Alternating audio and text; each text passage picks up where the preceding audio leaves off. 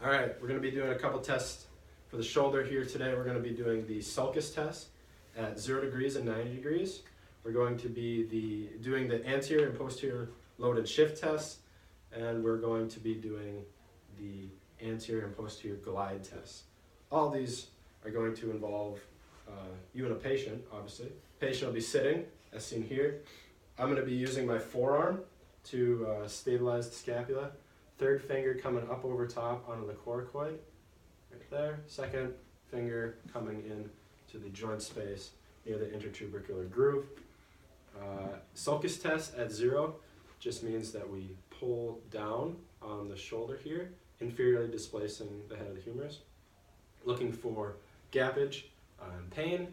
This would indicate a positive test for the superior glenohumeral ligament.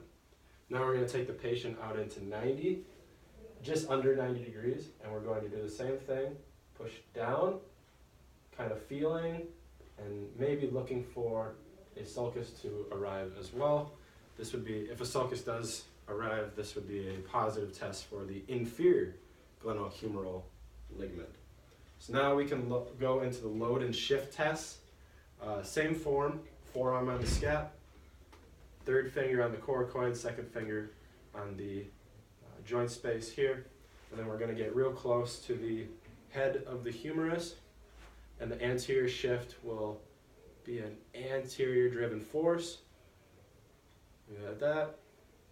Looking for clicking pain, reproduction of symptoms.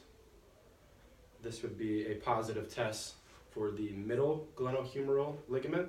And then for the posterior, we'll use the pads of our fingers and push the head of the humerus posteriorly.